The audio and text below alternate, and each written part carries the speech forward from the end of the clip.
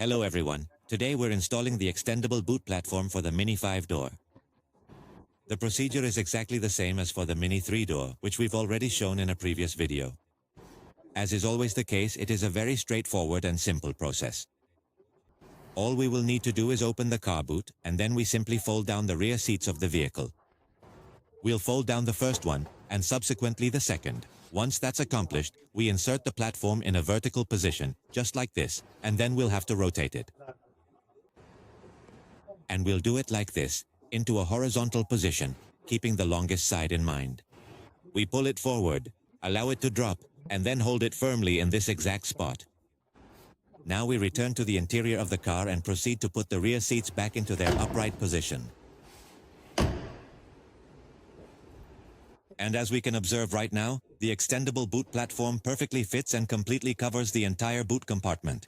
Here, we find the integrated handle.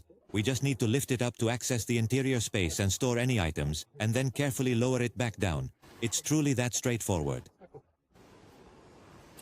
This is the platform. You can find it on the website carbootplatform.com for any information.